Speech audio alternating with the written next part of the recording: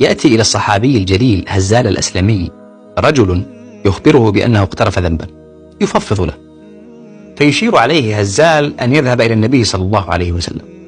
يصل الرجل إلى النبي ويشكي إليه ذنبه، وحين يعلم النبي أن هزال هو من أشار عليه بالمجيء يقول معاتبا: يا هزال، لو سترته بردائك لكان خيرا لك.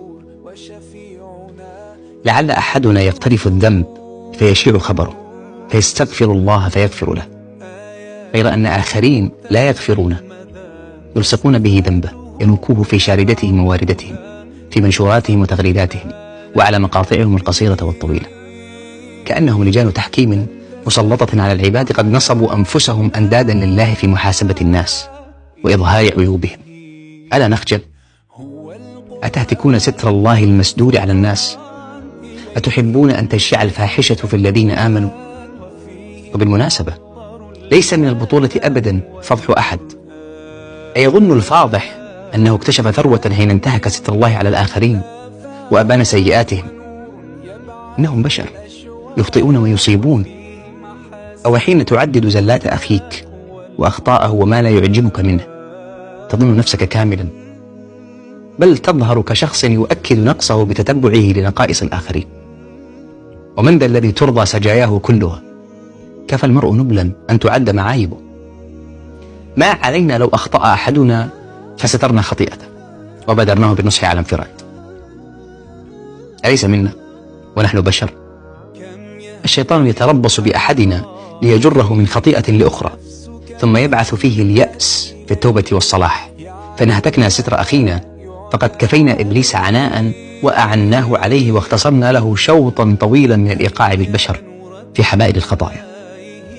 تخيل مجيئك يوم القيامة وقد أثقلتك أوزارك وخطاياك، ثم تجد ذنوبا لك قد غفرت وعيوبا لك قد سترت، لتعلم حينها أن الله قد شكر لك وستر عورتك لما سترت على مؤمن في الدنيا. ألست بحاجة لذلك؟ من الفضائل أن ترى فلانا على قبيح فتغض الطرف عنه وتستر ما رأيت، بل الأفضل أنك تحرص على أن لا يرى أخاك إلا في تمام حاله وأحسنه. ما يدريك، لعله يتوب ويستغفر فيتوب الله عليه وتحسن خاتمته، وتسوء خاتمة من حاول ذات يوم أن يهتك ستره ويفرح بفضحه. ستر الآخرين واجب، ولكن من باب أولى سترك لنفسك. لو أزلك الشيطان إلى ما لا يرضي الله ثم سترك الله فاصمت. أفأكون منافقا أفعل القبيح في السر وأظهر إلى العلن بصورة حسنة؟ أفلا تكون بشرا يبتغي الصلاح؟ كل أمتي معافى إلا المجاهرون. قد تضعف همتك ويتمكن منك هوى النفس الأمارة بالسوء، أو تقع في خطيئة زينها لك الشيطان، فإن كان فاستر نفسك يا أخي، واحمد الله واشكره على ستره، واجعل التوبة ثمرة شكرك له على ذلك.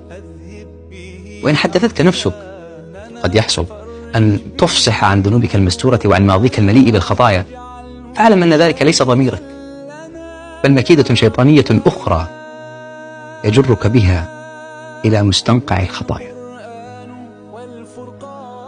السلام عليكم.